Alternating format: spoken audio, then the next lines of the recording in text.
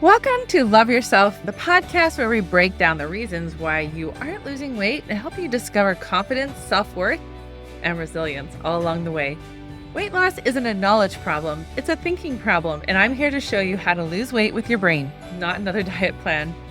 So as you listen, notice what resonates with you, and if something clicks or you want to go deeper, I would love for you to book a call with me right after the episode. Today we're talking about family reunions, family gatherings, holiday get-together, and any event where you're in a room full of people who you've known for 20, 30, 40, 50 years. And I want to talk about why so many of us feel that specific urge to disappear, run away, not because anyone said anything wrong, just because they're there and some part of you remembers exactly who you used to be around them. My name is Dara Thomason, and this is episode 265, Love Yourself Thin podcast.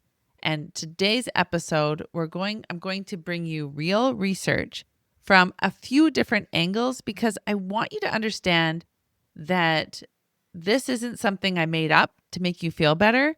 This is documented psychology about why family specifically, or people you've known for a long time, gets under your skin in a way almost nothing else does. And I'm going to bring in some of my own family history for this one. So let's get to it. All right. So let's look at why family reunions or getting together with people, your siblings, or a school reunion can get under your skin so much more. So let's take a little example here, a common example of, hey, your aunt comes up to you and says, wow, look at you. You used to be our little chunky monkey. And they mean it as a compliment. Everyone laughs. It's the same joke. It always has been. But something in you deflates. Not because it was mean, because in one sentence, 30 years of work you've done just basically flattened back into a label you thought you'd outgrown. So let's look at some psychology. There's 3 different researchers and 3 different concepts that I really want us to look at why we know that they're not meaning to be mean or angry or demeaning to us, but like, why does it impact us? It feels like we got attacked. Like, why does that happen? So the first research I want to look at is, his name is Murray Bowen, and he developed this system called family systems theory. And what he found is that a family doesn't operate like a bunch of separate individuals who just are related. A family operates like this one single emotional system. And every system, whether it's a family or your own body, it always is trying to stay balanced. We say things like, this is just the Thomason way, or this is the Bowie way. And so it's this shared understanding. This is just how we do something. Or even being Scottish or even being Canadian. Even today I was on a call and they said something about apologizing. And I said, oh yeah, Canadians are really good at apologizing, right? We kind of have this shared understanding of this is just how we are. And so if you change, then it disrupts that pattern, right? So that homeostasis, that gets disrupted. And so when that happens, even if it's in a good way, then people are like, oh boy, this doesn't feel good. This doesn't feel predictable. So Bowen calls this the change back reaction. And it's not conscious, but nobody's sitting there thinking, I need to sabotage her progress. The system is just doing what systems do. It's trying to get back to what it knows. It's that predictable pain. So when your aunt makes that joke, she's not attacking you. The system is defaulting to the version of you it's the most familiar with, because that's what the version that kept everything balanced for decades. Okay, so that's why they do it. So let's talk about why it destabilizes you so much. So this other researcher, William Swan, he studied something called self-verification. And what he found is that we don't just want people to like us. We want people to see us the way we actually see ourselves. That's what makes the world feel predictable and safe. right? So they're like, oh, they see me as energetic. They see me as enthusiastic. They see me as maybe a little bit, when you make those blonde comments, like a little airheady. Because if that's how they used to see you, that's what they would expect to see, that airhead version of you. And if that was your way of getting attention, so you think, oh, I have to be back to that. So that's what makes the world feel predictable and safe. So when someone reflects a completely different version of you back, even a nicer version, even an old fondly meant version, it's disorienting and it doesn't fit. So think about it. You've spent years building this new self concept. You see yourself as steady, as capable, as someone who's done real work. And then they start giving you back your old version of you. So it doesn't feel like you. You're just like, wait a minute, I haven't been that airhead version of me, that teenage insecure version of me in so long. And it just feels really, like I say, like disorienting. Like you're like, oh, what is even happening here? So of course there's going to be friction. So your brain needs the outside world to confirm what's already true on the inside, and it doesn't. So let's understand why it feels so deflating when people don't look at you the way that you see yourself anymore. So this other researcher, I'm going deep into the research here, guys. I'm doing my master's in counseling. His name is Torrey Higgins, and he studied something called self-discrepancy. And he found that when there's a gap between how you see yourself and how someone important to you still seems to see you, it produces this very specific emotional flavor. And that's actually, it's not grief, it's not shame, it's not embarrassment. It's actually deflating. It's that feeling of. So when I put all three of these together for you, here's the full picture. So we have the family systems unconsciously pull you back. It's like the crab in the bucket, right? Pull you back toward an old role because that's where it keeps that system balanced. Then that pull collides you with your own deep need to being seen accurately as the person you've actually become. And then that collision produces that very specific feeling of shame and deflation, which now we actually have a name for. So the next time that happens to you, it will happen again. I want you to remember this. You are not overreacting to a joke about a family reunion. Like, you're not overreacting, okay? You're not being too sensitive. You're just experiencing something real, something documented. Something has nothing to do with weakness. You are the differentiated one in the room, and the system is just doing what systems do. That doesn't mean you have to accept the old label. It just means you can finally understand why it stings so badly, and you can stop feeling surprised by it, and you can start being prepared for it instead. Okay? So that's what's happening when you're in that situation. And that's why the people around you default back to an old picture of you. And that is why that mismatch destabilizes you. But I want you to go one layer deeper now, because this isn't just psychology, what I'm about to tell you. It's physical. It's like a physical reaction, and it's happening in your body at real time. And I want to help prepare you for that. So this next part, understanding that your body reacts like it's dangerous because it actually was. So there's this researcher named Naomi Eisenberger from UCLA. And she did something really interesting. She put people in brain scanners and she had them experience social rejection, and then looked at what lit up, in what part of their brain lit up. And what she found is that exact same region, the dorsal anterior cingulate cortex, it lights up during social rejection as lights up during actual physical pain. Okay, so let that sink in for a minute. Your brain does not clearly separate "my family excluded me" from "I physically hurt myself." So they both register in the same place. They both register as a real threat. So when I say that rejection from your own family was once a literal survival issue, I'm not exaggerating for effect. So when I was thinking about this, so my name is Bowie. We have Scottish roots, and we were a smaller clan. And so part of that, we had to align ourselves with another clan.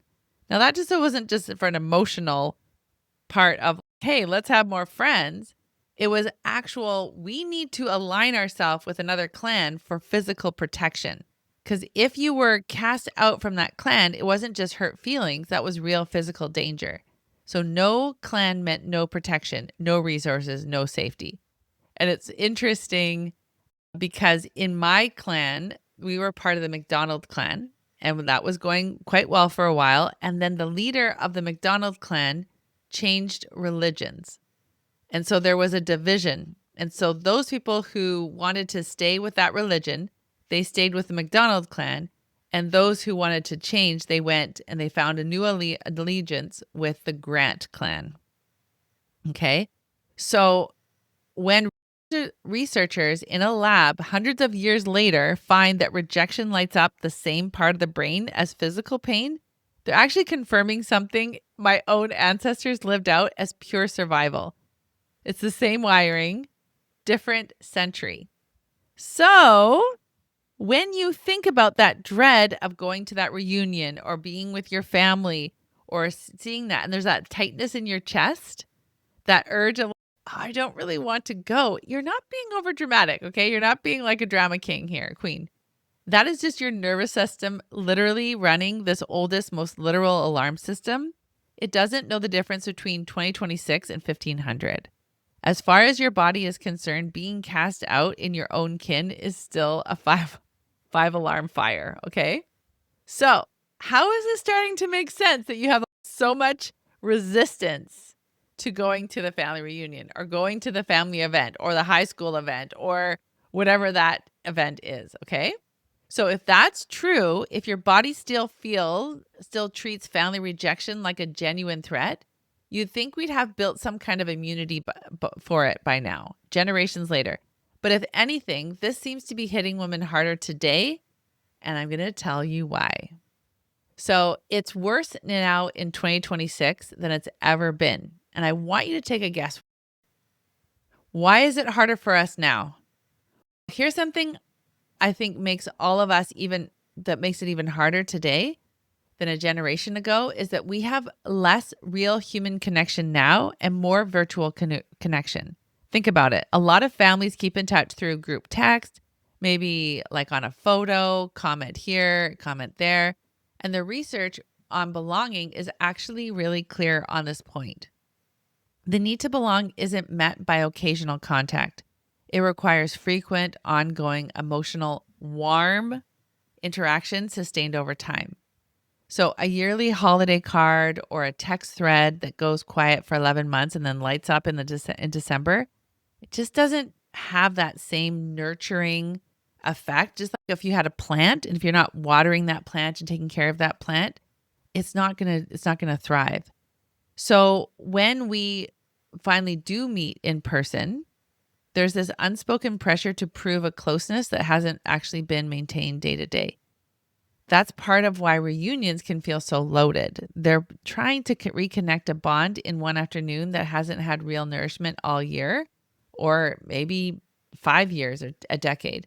No wonder it feels like so much is riding on it. All right. So how is that landing with you? Are you allowing yourself to have more connection?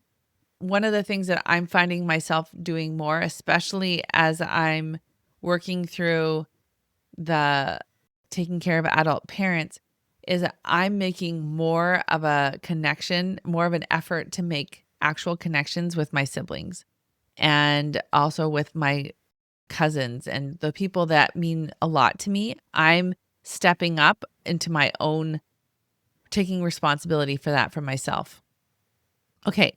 So now you understand why this happens. The family system pulls you back. Your body reacts like it's under threat. And then the modern life of that, we're not having that physical connection. And we're trying to rely on this virtual connection that's not always meeting the grade. And we're not, even if it's not with our family, but even just feeling connected online, like with our Instagram friends, it's not real actual connection. I also am going to share another idea of if you aren't part of a church community or you having that kind of community or country connection or a quilt guild or a group that you belong to, That's also, if you're lacking those connections, it's a real struggle. Okay. So this is the last point that I wanted to make is I want to leave you with today. I want to give you something you can actually use. The next time you're standing in a driveway, dreading walking through that door. So there's a researcher named Kipling Williams out of Purdue University, and he studied something called ostracism, which is just a fancy word for being excluded or ignored. And what he found is that being excluded threatens 4 very specific psychological needs. Not just one vague feeling of rejection, but there's 4 distinct aspects. There's belonging, there's self-esteem, there's control, and there's meaningful existence. So here's why this is useful for you. Instead of walking into that reunion with just a general sense of dread, I want you to get specific, because you walk in, ask yourself, which of these 4 feels most exposing for me today? Is it belonging? Am I afraid I won't be included? Is it self-esteem? Am I afraid I won't feel good about myself in that room? Is it control? Am I afraid I'll lose sense of who I am the moment I walk through the door? So you worry about giving your power to other people and their judgment? Or is it a meaningful existence? Am I afraid that to these people, I still don't really matter? Or I'm just the same old me?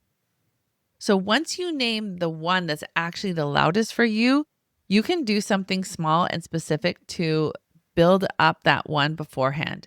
So instead of walking in and trying to defend all 4 at once, you're already standing in that room overwhelmed and reactive. So for example, if it's belonging, you might text one person you know will make you feel included the moment you arrive.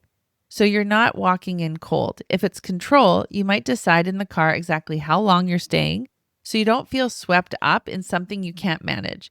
If it's self-esteem, you might remind yourself out loud of one specific thing you're proud of that has nothing to do with your body. If it's meaningful existence, you might plan one real one-on-one conversation with someone who actually sees you instead of trying to win the whole room over. You don't have to fix everything before you walk in. You just have to know which need is asking for help so you can address it. You would do this for your grandkid, you would do this for your child or a coworker. So why not get your own back? So here's what I want you to take away from today. I know this was like really, we dove in deep on this one, but this is what I want you to take away. You are not overreacting to a family gathering. You're not overreacting. You are just responding to some of the oldest, most well-documented needs your body and your mind have. And now you know exactly why. That knowledge alone changes how it feels to walk through that door. So thank you so much for joining me. And I cannot wait to hear your reaction to this episode. And just in closing, I want to tell you about Sharon. So Sharon, she got onto my podcast and she loved it. So she listened to 41 episodes and she just started binge listening to these episodes.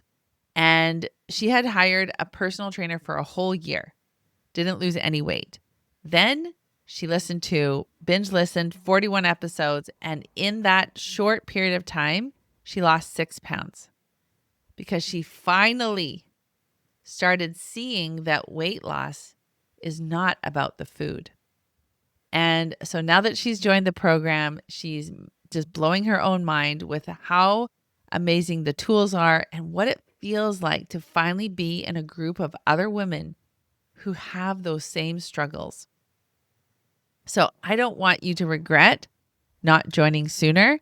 And so you can book a call with me to see what is your specific struggle with food. And I want you to do it quickly because I have limited spots for these free calls because of summer hours.